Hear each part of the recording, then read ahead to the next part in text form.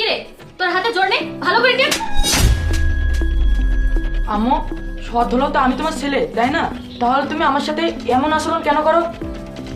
তাতে কি হয়েছে? তাই বলে আমি কি তোকে বসে খেতে দেবো? আম্মু, তুমি তো আমাকে লেখাপড়া করতে দাও না, সারাদিন কাজ করাও, তার উপর আবার মারো। এটা তো অন্যায়, তাই না? দেখ, কোনটা অন্যায় আর কোনটা নাই এটা আমি জানতে চাই না। তোকে এখানে থাকতে হলে এখানে কাজ করা লাগবে, তুই এটা জেনে রাখ। আম্মু, তোমার একটু ভয় লাগে না?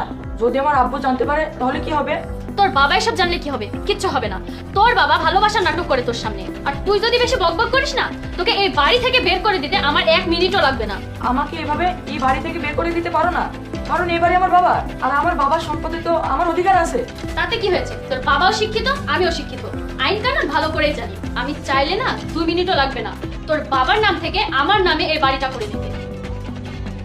তখন তোর কোনো অধিকার থাকবে না, তোকে রাস্তা রাস্তায় ঘুরে বেড়াতে হবে। আমার বাবা যদি আমার পাশে না থাকে আমি কি বা করতে পারি?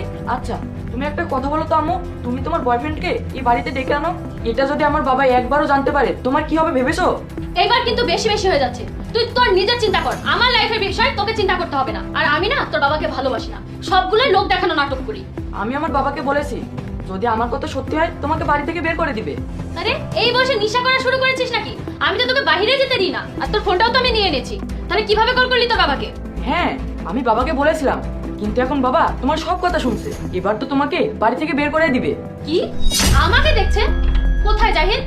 এবার তো আমি এই বাড়িতে থাকবো, তোমাকে বের হয়ে যেতে হবে। এখানে কেউ নেই, তুই আমাকে মিথ্যা কথা বলছিস। আমি বুঝতে পেরেছি তুই পাগল হয়ে গেছিস, তোকে না পাগলা গারোতে রেখে আসতে হবে, তারপরে নিজের বাড়িতে আরাম করে থাকতে পারবো। হ্যাঁ, এখন থেকে তোমাকে তোমার বাপের বাড়িতে থাকতে হবে। এই বাড়িতে তোমার আর কোনো জায়গা নেই। জাহিদ, তুমি এখানে কিভাবে আসলে? আমি বলছি, বাবা এখানে কিভাবে আসলো?